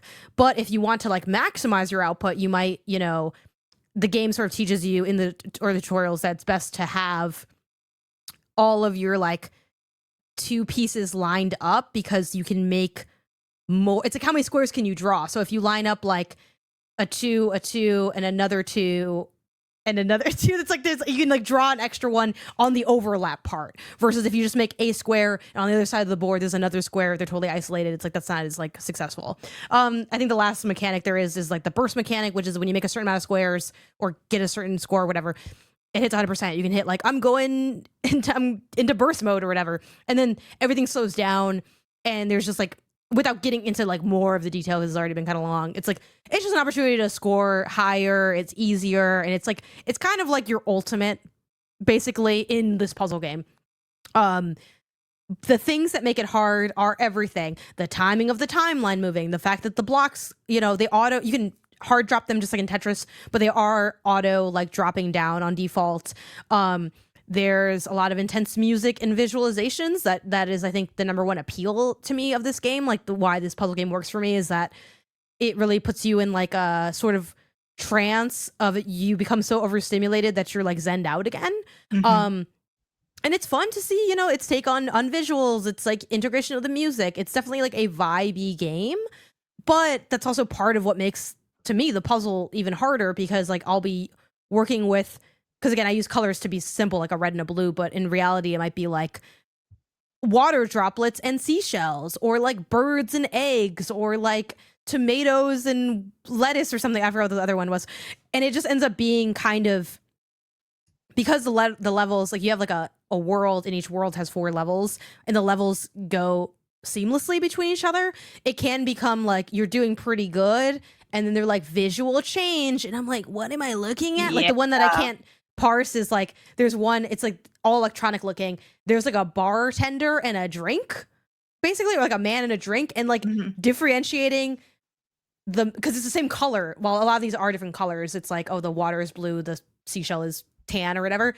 It's like, okay, well, this one's the man, so I'm gonna move all the men to this side, and it's like just trying to quickly decide, oh, the man is now the seashell, so I'm building, like, it's a lot of on the fly figuring out and kind of trying to quickly plan, and also think ahead. One of the things I'm really bad at for puzzles that involve like object manipulation, which is like this kind of puzzle, is visualization for like what happens if I do this, what happens. Like, I need to like get in there and get my hands dirty, but by the time my hands are dirty, they're covered in the blood of my failed board of Luminous Arise. That being said, still really liking it. I think it's really enjoyable. Yeah. I am playing on easy mode. I dropped it down to easy very quickly. Easy, still really hard. I got halfway through and I'm like, I'm gonna have to, 1, learn the game better, or 2, there's additional modifiers you can do, like you can make it so the block doesn't drop at all at will and you have total control. So there's lots of ways to tweak the game, which I really appreciate. But yeah, I'm enjoying it. I wish I was better at it, because I think it'd be more enjoyable. Like, I don't think you need to be good at a game to enjoy it, but I think to a degree you need to be somewhat good at a game, and then how good you have to be is going to vary based on game to game. In this game, I just want to be good enough that I don't have to hit the continue as often, because you can either retry a section or just continue through. And now halfway through, I hit this wall where it's like, I am like retrying each individual stage like so many times that I'm like, I have to knock this down for myself because I'm not. Progress is now slowed so much that I'm like, okay, we need to like move through this a little easier. But yeah, how's it been as a fellow Luminous Arise newbie? I haven't met anyone who's played this for the first time and is good at it. No, I think there is something about the way my brain processes games and the way it's been taught to process games that just doesn't work here for whatever reason. Typically I love the sort of game where you think ahead and it's like, okay, let's place this here. I think there is some element of just like the format is not the format that my brain wants it to be. It is this weird sort of, you're given a half and half and you need to make the other half and half work together with the half and half, and it's like, okay, that's, my brain's a little fried. But yeah, the visuals, while absolutely beautiful, are very like, I'm looking at them and getting distracted from what I'm trying to do. There was one that was just like a white sort of light thing, outline of a box that I just like, I cannot see it for some reason. My brain is just like literally not seeing this. Um, and it's just, I think the cool thing about it is a really good game to just sit back and vibe to. So I played it on stream, which made it a little more like I want to win. But I think if I were just playing this on my own, I'd be like, you know what, man? Just let it pile up. It doesn't matter. I can just keep going. Like, I don't need to take these burdens on myself. Let's just vibe. Let's just have a good time enjoying all of the visuals. Really cool, really well done. Very like eclectic, because you can go from Yeah. like house music vibe to just like do do do sort of relaxing, and then I'm like, okay, I like this as a general experience and something that I'm just in for a little bit. So if you're having like a really stressful time and you just need something to keep your brain occupied, I think this is a really good game for that. I would love to hear Mike's opinion because I know he loves this game. So we are probably not representing it the way that he would perhaps. He's probably But cheating by being good at it, though. yeah, he's So probably that's the cheating. thing. Yeah. So yeah, Luminous Rise. If it's your kind of game, go check it out. Do you think you're gonna play any more of it, or are you kind of just like, I've seen what I've came to see and I think the end? that if I didn't have so many other games that like I sort of have to play, if this Sure. wasn't like end of the year time, if we were back in January, I'd be like, yeah, I'm gonna pick this up on the Because I weekends. do think like hit up because were you playing on easier standard? I don't remember. I feel like I might have changed it to easy, but Yeah, because the modifiers I think will maybe go a long way to like, because you can make it more of a I can sit and think yeah, instead of just like the treadmill. It's like it feels like a yes, treadmill, and it's a fast treadmill. While because Tetris is also a treadmill, but I feel like I just so understand, like I just so understand that more clearly, where it's like you're clearing lines, but here it's like you're grouping them. Ooh, you group them too early. Like yeah. it's like almost opposite of Tetris, where like Tetris you kind of, I mean, sometimes you do save up stuff to get like the long boy is what I call them, that big Tramino piece that's like long, the perfect piece. It's like, oh, I'm saving up. I have this big gap because that's where long boy is gonna go. So sure, you do that a little bit in Tetris, but here it's like, oop, these two pieces touched. Oh, now the thing's clear. It's a lot. Yeah, it's a lot. But I'm gonna continue with it after. I'm gonna have to toggle on some of those modifiers because I just have not gotten the skills up yet to do it, but I've been really enjoying it, so it's been fun. Go check that out. The other game that is on both of our lists is Good Night Universe. This is the game from some of the creators from behind Before Your Eyes. Before Your Eyes. I thought this was a good game, and that's kind of what I feel about it, which is not what I was expecting to feel about this game when I came out of it. The creators have integrated more of the camera work into it. They have crafted an unusual narrative. You are a baby with psychic powers, essentially, not to spoil anything that's in the Steam description.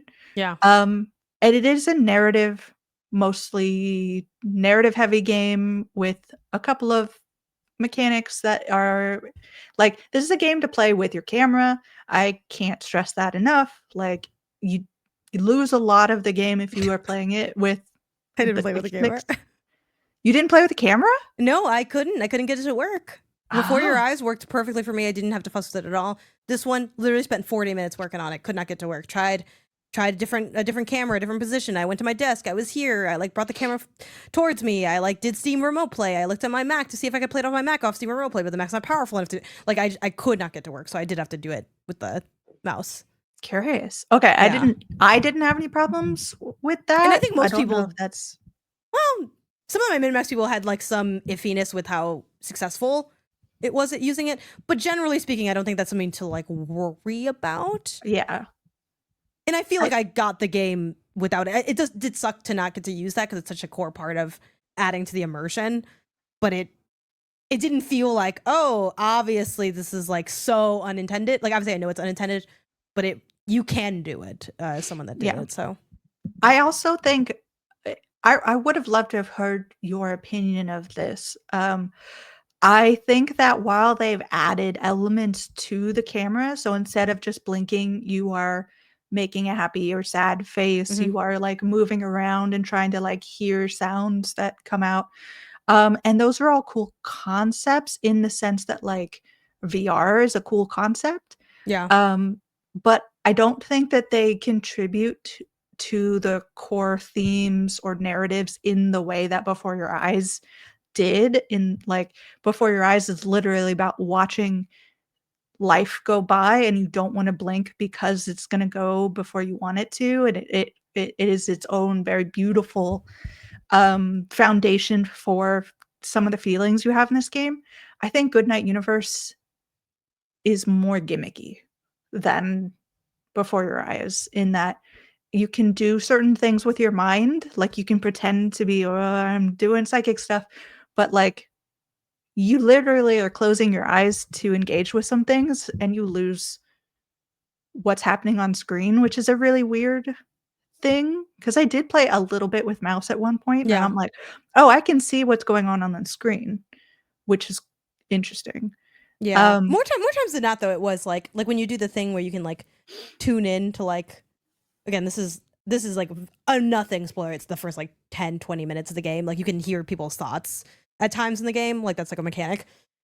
Most of the time that was just like a black screen with like a almost like, funny enough, you remember when the Spotify DJ dropped, that freaking creepy AI DJ, and the little like set, when he talks it goes like it undulates. It's like that Mhm. shape. Yeah. Kind of. So you don't miss too much in that regard. I do agree with you though that I do think here it feels a little like, specifically the what element, specifically the smiling frowning thing feels like a gimmick. While at least I can kind of justify the idea of like, okay, clearly, I mean, I'd have to ask them obviously to know for sure, but from a player perspective, this feels like a team that likes this, this integration of technology, like this blinking thing, and they want to see what other games can we make for it, what creative implementations can we have for this. Cool. I think the smiling frowning thing, because you have to do it so like extreme, it just sort of is like, and it also just cues you to do it like, okay, what's up, and then you kind of have like an icon that says like, do your expression. Basically it ends up being like not meaningful in a way that at least with like the blinking aspect and like kind of having telekinetic psychic powers, it obviously it's made up, but like it is what you might do, where it's like the idea of, oh, I'm thinking and I'm moving my head, okay, like that can make sense, or like I'm looking at something and I'm moving where I'm looking and moving the object. Like the smiling frowning thing felt like it was just there to be there. Yeah, Like, it would be really cool if your camera detected if you were like, because for me, I didn't frown because I can't like frown with my face. So I like furrow my brow to indicate that I'm so like it would be really interesting if I furrowed my brow at a particularly like sad moment or angry moment or something in the game just changed around me. Just knew it. That would be really cool. But I don't think that the implementation here was really that integral to what was happening through Yeah. the game. I also think the narrative didn't work for me. The first half I think was much stronger than the second half. I agree with that. And I think in the second half, you got a lot of really unfortunate moments where they wanted it to be actiony in a way that the game Yeah. didn't stand up for. I didn't like that part either. So, like, Goodnight Universe for me, again, good game. Not the game I was hoping it would be, though. Yeah, like for me, I basically land on the exact same spot. Like this is a good game, but on a technicality where it's like, I don't think we should, from a critical perspective, like a philosophy I have as a critic is that we should not say a game is good simply because it like functions and like isn't a hate crime. Like I don't think that's enough to make a good game. But I do think the things about this that I think are good that elevated above, you know, the tier below, which would be like, okay, right, I'm locked on that 10-point scale, is the fact that there is like really great art direction in this game. Like I think this team is great at like creating like working in their artistic style. Like it visually looks really great. I think generally speaking, the dialogue continues to be really like conversational and genuine. I think they do a good job avoiding you know, tropes here and there with like you know, they have like a teen daughter in the game and it's like sure there's a little bit of that she's a teenage girl, but it's not like totally like mom and dad, you don't get it, and like door slam, you know, they avoid a lot of that kind of stuff.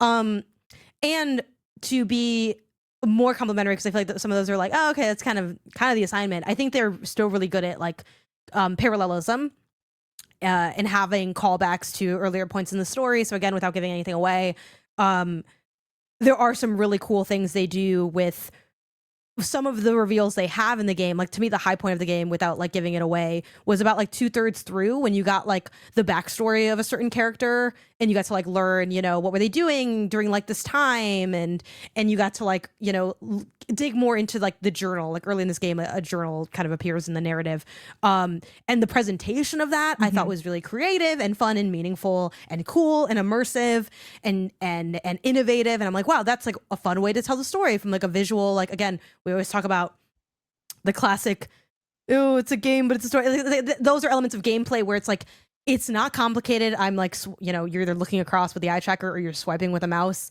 Very simple, but it's meaningful and immersive and cool. And it's like cool. And then also like the plot stuff we were getting were nice. I think it was tying into the motifs of the game, which like without giving things away, I feel like some of the motifs of this are like, who are you? Who do you pretend to be? How do you hide from like loved ones in some ways? Those are really cool motifs. My beef is I feel like, you know, if we're bringing it back to like English literature, which is my background, a motif is like what the story is generally about, and a theme is what is it saying about the motif, right? So it's like, oh, the motif's money. Okay, what are you saying about money? I feel like in some ways I'm like, I kind of get what the message they were trying to give with this game, but I feel like I didn't really walk away with kind of anything. Yeah. Besides like kind of a fun and interesting story. It's like, oh, this is cool, but it didn't make me like, you know, think on a deeper level. It wasn't moving on a deeper level. Like it kind of just didn't have like the things that elevate a story, which this is ultimately a story game, from being like, it's all right, to like, this means something to me. Like there's a gap there in Goodnight Universe that I am also disappointed by, because I do, you know, again, Before Your Eyes was such an incredible game, literal 10 out of 10 masterpiece video game. You're probably not going to make that a second time, maybe ever. So I do think I, you know, am trying to put that aside a little bit. I'm not going to lie. I'm sure part of that bias does weigh in a bit. But at the same time, there's been a lot of narrative, I think, acclaimed games that I've sort of been like, it was all right. So I think I am capable of putting that aside, but I will admit, like, part of that does, you know, feed into like the expectations and maybe a little bit of the letdown, where it's like, if this game was fresh out the gate, I probably would be a little bit more complimentary to it slightly, but I don't think it would ultimately change where I land on it, which is like, if you like narrative games, I think you could check this out and there would be some interesting stuff there, but it's not like oh, you like narrative games? If I'm giving you a banger to play, I'm not throwing Goodnight Universe in there. Even just from this year, you know, I think Despolote is like a better narrative. I think and Rogers is a better narrative. And again, those are great games. But like, it just isn't quite there, which I was a bit bummed by. But like, I don't know. It's also I think it's a little too long. Not necessarily the length because the hour count is like 3-ish Yeah. hours, but it is significantly longer than Before Your Eyes, which is more of like a 90 to 2 hour. And I think I felt that time because there was a point, like with the way the story goes, it's like, ooh, I wonder what's happening. I wonder what's happening. And that goes on for a while. And that's like a fun bit of curiosity. I was intrigued the whole time when I was playing. But at a certain point, you kind of get all that you need. And it's like, okay, now we're taking the story home. And they're like, not yet. And I'm like, okay. And now we're taking the story home. And they're like, And then they do that like 4 different times in a way that I think is not benefiting the experience of playing it. Yeah. So that also kind of like left me being like, and I'm done. Like, I don't know. Like, it's like, it's really was hard to rough. talk about this without talking about yeah. and spoiling the game, but like that moment you're talking about, that 2/3 story Yeah. beat, I would have loved to have seen that be the second half of the game entirely and drop a lot of, because I think there are a lot of interesting things they're talking about in the second half, but they just, it's like, and over here you see this, and over here you see like this is the problem with the money and industrialism, and then like, but like you Yeah. never dive into those issues. So like you just kind of get a like, look here and you'll see this, and now we're moving on. It feels very like I hate to say this because it does sound quite mean. It feels kind of like a little generic, I think, the second half of the game. Which yeah, like it's just I thought we'd get like something, you know, from it, and it just kind of felt like I don't know. It was giving like creative writing short story kind of. It felt a little quick. It felt a little convenient, and I think, you know, you can write any story well. And I'm not saying that like the plot was like totally set them up for failure necessarily, but it just feels like if they could have done something interesting with the plot, they didn't. You know, it's like it's very like expected, which sounds weird because it is kind of like an interesting and I think to a degree creative story, but it just is like, it's like you could totally see like where the story was going after a certain point, and it just kind of like, and they didn't, and sometimes you can see that and that's still interesting, but this wasn't one of those cases, I guess. Is my thing. I spoke about this game on Tales of the Backlog recently, and Nice. that You have episode a won't review come up out. too, right? I have a review up, yeah. Yeah. I don't think that episode is coming out until like next year, but the thing that Dave talked about was that we have seen this story before, and we've seen it a lot. So I think that's a little hard to like, okay, it's very familiar. Yeah, it felt very familiar. I was like, okay, like I don't know. But yeah, it is a good game. Like, I love the way that they deal with the connections to the characters, because within a very short period of time, I was extremely connected to my family and like what was happening in their lives, and I understood their motivations, and I felt for them in a way where I'm like, oh man, I do want to be just a normal baby for them, you know? Yeah. But I'm not just a normal baby. Yeah. There definitely are some like, and I think that's kind of hopefully what we're conveying here, which is like, I sort of like, at least that's how I feel about it. Because obviously, you know, it might be slightly different than how you feel, even though we have similar conclusions. It's like I have to give it credit where it does hit at certain points, because it does. Like again, we play a lot of games. You play probably more than maybe anybody I know in terms of at least dabbling. I know that you don't necessarily finish like every single game you start, but you play a lot of games, you review a lot of games. It's like I've played a lot of narrative games that I have, you know, that aren't. So it's like this. I have to acknowledge that this is definitely a grade above that, like kind of more like whatever. Mm-hmm. But it's just, I think it's tough too, because the ways the studio has shined before and the bright spots that are in this game just make it more obvious, like where there's darkness. It's like kind of when you put a lamp in a room and it's like all on one side, and I'm like, I feel like it's really dark on this other corner now. Mm-hmm. And I'm kind of just like, maybe a dimmer light in the middle wouldn't hit as negatively in a way, because I think there are games that I think are not as good as this game that I feel like less negative thoughts about in a way, because it's just like, it just wasn't that good, but like it's all right. And this is more like, some parts were good, Right. but then what's with this other part? And then you're kind of like, like there are those seeds of greatness that you're like, Yes. this could have been great. Absolutely. That There's makes like a it. lot of great ideas. And some good implementation too. I think there's like, maybe it's not every single moment, but I think this game can be like quite funny. Doing the classic like baby with the thoughts of like basically an adult is kind of the vibe, the tone early on, and like there's there's like some cool stuff in there. But just a quick nod to what you mentioned where you said it gets kind of too actiony. Yeah, there is a part of this game where I felt like this is a classic thing that like I can't stand in narrative games when I feel this happen. Did you guys feel like you didn't have enough gameplay before your eyes? Capital G gameplay, where it's like, when I think games, when I get my hands on the sticks, what am I doing? It like kind of just felt a little too like, what is this here for? Because I think, and this is like what irks me so much about like the way mechanics can be talked about in narrative games sometimes, where it is often so much relegated to like, how gamey is it? What's going on? It's like, well, what are the gameplay mechanics in service of the narrative? And I think it feels like they wrote like some of the narrative to be in service of the gameplay mechanics with like, and we're going to add this scene because this is where you can go down a hallway and do something several times. And it's like, I don't really want to. And I actually, it's funny because I failed at a lot of those sequences a lot. And if you fail enough, it says, do you want to skip? And I said yes. And they were like, oh, you got an achievement for skipping it. And it's just like, it takes you so out of it. I really didn't like those sections. Especially when you're like, yeah.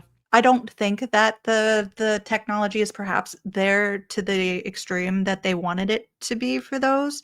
So I'm like, I know I made that. I know I blinked at the right time. I know I did a swipey.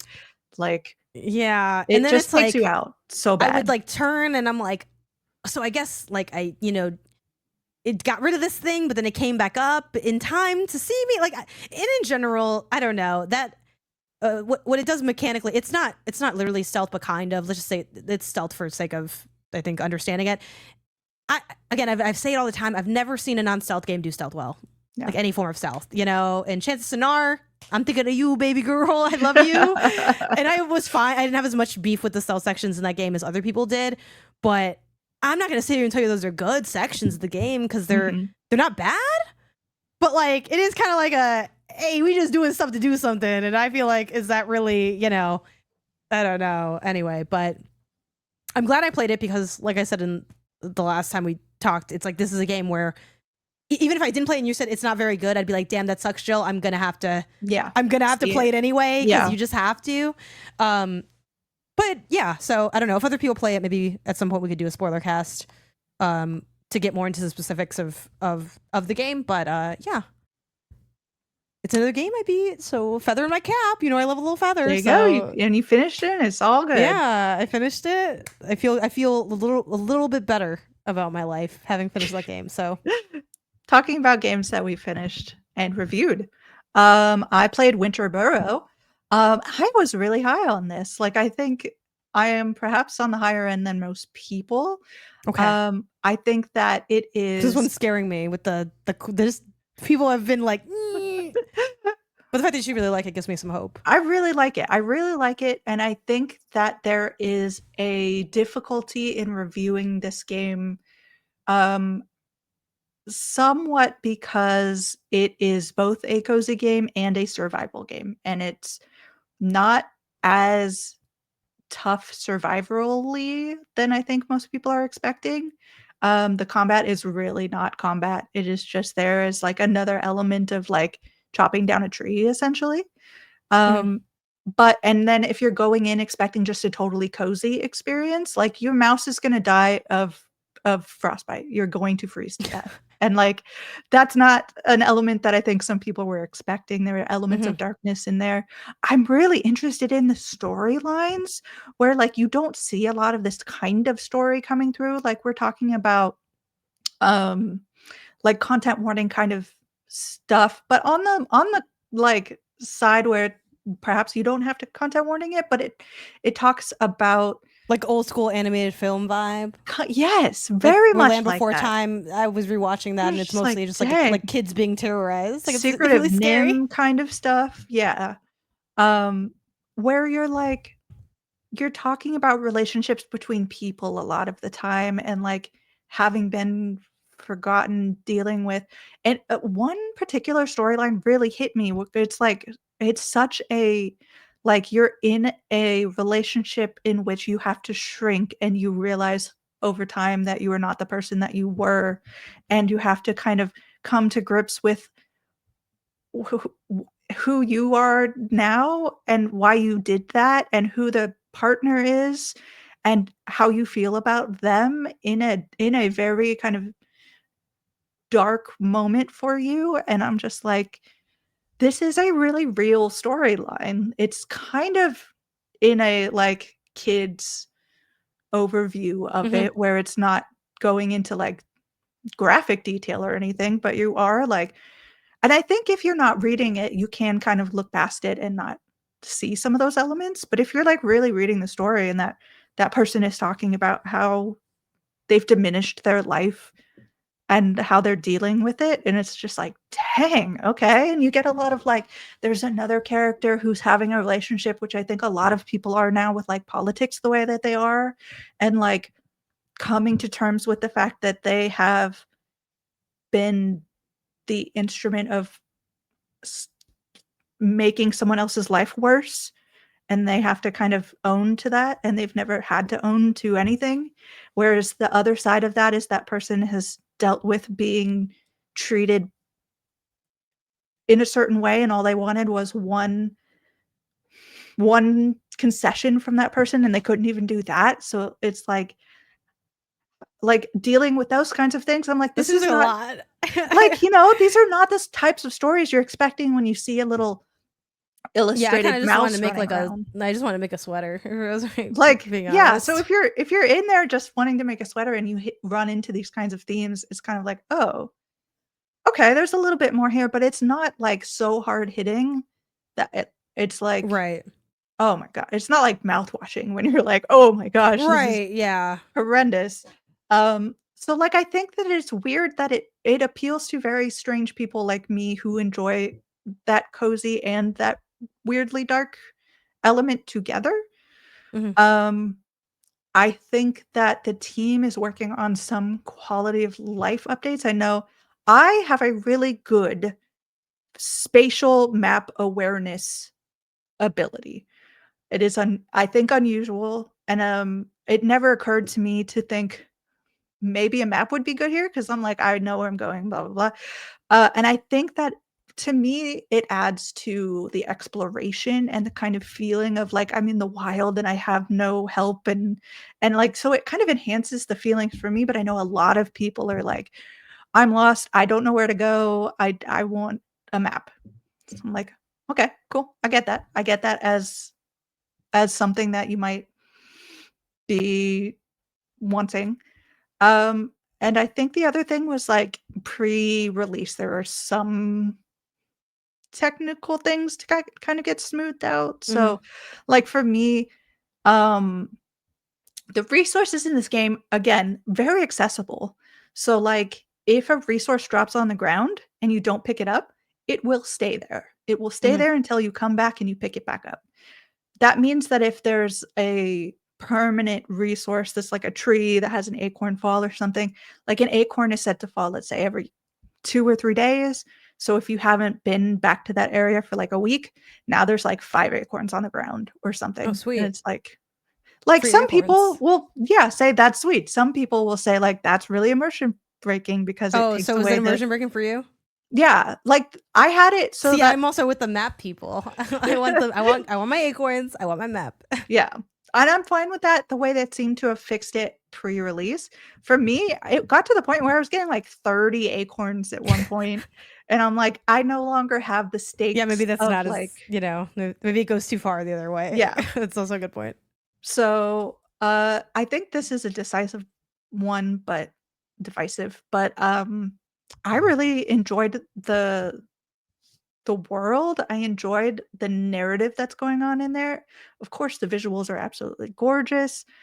I really want DLC to come out, for different I want more things to knit. Like, I want more, because there's also, like, a decorating element of, like, trying on your fits, decorating your burrow to make all types of different furniture and like really good system of decoration, and I really appreciate that. There's cooking elements to it, and I love getting recipes and getting all the things together. So like I just kind of want to see more of it. Like once it was done, I was like, oh, I want more. And that is a good sign to me for Winterboro anyway. Nice. Whew, okay. We're running real long here, so I'm going to shout out a couple of games or a lot of games. Yeah. I want to shout out Dog Witch. I played through the whole thing on stream. You can go check that out. Ambrosia Sky Act 1. I want to talk more about Dog this. Witch, yay or nay? Dog Witch, yay because you beat it. Okay. Dog Witch, yay. Ambrosia Sky. Yeah. I want to talk more about when it comes fully out, so I know the totality of its narrative. But Sure, gameplay, very fun so far. Enshrouded Wake of the Water. It's so hard because Enshrouded is a early access game. I love this game. Right. I have such a great time with it. I loved jumping back into it and seeing some of the upgrades that they've done, but I'm still very much I want to wait until 1.0 to like get back into it. But it was so tempting to just like screw everything else. I want to go play back into this game and start building the world again and seeing what I can do. So nice. very, very, and you can pet a capybara. So think about it. Moonlighter 2 early access obviously dropped. Morsels has just dropped. Force Strike has dropped. Demon School today, and then Possessors as well. The other big highlight I want to shout out is I am getting through the very, very rabbit hole secrets of Blueprints. And I wanted to talk to Jenny about here. them. I said, "What is this doing?" Because like I want to talk with Jenny and see where she is. The game's over. It's done. Not. It keeps going it's forever. Done. No, I'm just messing with you. I will say, never ends. I hate for this to nod to Blueprints to have to be like shade to anyone else, but I do feel like Blueprints is seemingly, because I don't think all the secrets have been found yet, even, right? No, I don't think. Which so. that's like wild, because I like, again, I hate to throw shade to it, but like I know Animal Well, when that game, they're like, no one's ever gonna see what that, and they're like, we found it all in like 2 days. But it's because the internet's crazy, so that's not a slight to like the secrets of Animal Well. It's just that you put something out, people are gonna find everything about it. I think that is like wild. Yeah, to have that even be possible. Because it's just like something you're playing, like the gameplay. This is like your Fortnite. You're just it's like your ongoing game is Blueprints. Yeah. The gameplay is just so like comforting. It's like comfort food. I'm just jamming it in my mouth while my brain is working through, okay, what does this mean? What is it how do we put these together? And then when you find it, I love that aha moment. I live for that moment of just like, I cannot believe that I've done it and it's happened. I don't want to make any promises, but I do believe that my Saturday is free. And I think I'll finally go and beat Blueprints. You might not like how I beat it, though. I got to be honest with you. It might be Monkey's Paw kind of situation. You know, you're not going to like how it ends. Whatever you have to do, I believe in you. Because I don't want to have to just look up the answer and do it all. But it might get to that point. It might already be at that point. I don't know. Because I've been in there for a while and I saw a lot of things, but I didn't see what I needed. Where are you exactly? Like, what is the thing you're objectively trying to get done at this moment? I gotta be honest. One, I don't know. Two, I don't think I ever knew. I did get to the chamber where there's like the room. What room are you opening? 47 or something? Like 1408 or something. Did you get into the antechamber? Yeah. That's like the main little thing, and then there's like the room right there, and then they're like, "Oh, you can't open the room, because I don't know, fuck you." Basically, so they say like, "Oh, you can't open it." Yeah. So I'm trying to figure out how to open the door, I think. Or something. Okay. Or I don't know, because wouldn't it just open? I feel like it doesn't open or some shit. It's like you got to do something. You got to go from a different angle or something. No, weird. You've got to do something for those to open. I don't think I know how to open it. I think is what I'm trying to figure out. There are rooms that you need to find. So I think you should focus on finding rooms you've never been to. That's what you've mentioned before, and I will do that. But I believe in you. I have notes, and I have Isaiah who has World credits on it, so he knows some stuff. Also, it's great when you have someone like that, because you can also like have them look stuff up to answer your questions, but they can't get spoiled because they already did. You know what I mean? Yeah. Like if I just need like a little something. So yeah, just because I'd like to finish it. I know it's kind of I've kind of been memeing on the game for the last like couple weeks, but genuinely, you can check the tape. When I played, I was very into this game at the beginning of the year. I just simply made the mistake of walking away, and then I was like, God, that thing is so old now. I'm reminded like where I was in the flow of things. Yeah, like because it's such a game that you want to like. I don't think you want to take big breaks from playing it. I don't. No. I took a big old break from playing this thing. It's been a long time, so that's what I'm kind of dreading about it. The actual experience playing it, I thought was quite fun, especially the way I played it with Isaiah, because I got if people were like the RNG is too harsh, I had double the RNG, baby, because I could just look over. Isaiah learned something, I write it down, and I loved that experience. I know that's kind of cheating because it's not an in-game experience. But I love it. I played. I think Blueprints is the best multiplayer game that's a one-player game, single-player game. It's so good to play with other people. And there's so many people that like playing it, not having that experience. I think it's fine, but like that is something that like this game doesn't have an easy mode, so that was my version of turning down the difficulty of the puzzles and just kind of sharing the work of things, and we'd go back and forth. Yeah, it would also be good to just remind myself of it. Hopefully I can approach it. I just hope I can enter trying to forget how much I fucked this up. Where it's like I would left this, you know what I mean? Like trying to approach it with like old fresh eyes. We'll see. Other question that I have, do you have any like progression unlocked things that stay one forever. thing or something? Okay. Maybe. I really don't remember, so okay. Try to look for clues towards those as well, because they just don't want me to go in there. I'm like, what's in there? Mind you, I think it's gonna be a rock that says "suck on this" is what's in the fucking room, but I still want to go in there. Oh my gosh, you spoil it for you, Janet. Yeah, exactly. It says thanks for. It's a note that says thanks for playing. Now play for real, you son of a bitch, or whatever. I'm gonna play. This is very funny. Yeah, but no, Blueprints, I think has risen once again. There's a mirror in there. It's gonna be something stupid because I'm just so in love with this game. And yeah, I think that's the end of this week's council. Thanks to Janet for joining me and staying through the whole thing. I was late, so I really can't say anything to you, Jenny. You did great. I came like 20 minutes late for this. Yeah, no, Jenny, we love you. Mike, we love you. Hope everybody's doing well. I hope I have good news to report back to you, Jill. Oh my gosh, I believe in you so much. I believe in you. Like I do there's think nothing Blueprints but good thoughts. For my pseudo goal, unofficial goal that I had this year. Blueprints is the only game that I really liked that I haven't beaten, because I'm trying to, like, if I really like a game, like it's truly like connecting with me, I want to beat those games. And Blueprints is the only one who's what about me? Because next Victorian week is child rotting. Next week is Thanksgiving, so I don't believe we're recording. So by the time you and I come back, if you have Blueprints, I will get Clair Obscur. Like a pact? That's not fair because you get to play Clair Obscur and I have to play Blueprints is so good. Clair Obscur is better than Blueprints, Jill. We've talked No, about this. it's not. No, it's not. I will 100%. I will sit here. You want to get your? I'm sorry, you don't get to get your little notebook. We should not spoil the arguments for later. I'm sorry, you don't get to write in your little notebook about I saw two birds on a fountain and what it might mean. Okay. Yeah. If you want to get in on this action, if you want to feel something, if you want to pick those together in the Lumina converter and you charge that son of a bitch up and you fire, if you want to do some real shit, then Clair Obscur. I can almost. Here's the thing. I will because I don't want to mislead you. I will let you know when I beat Blueprints, and then that will be your signal. It's like I'll bat signal to you. Hey, you can officially feel guilty. Yeah.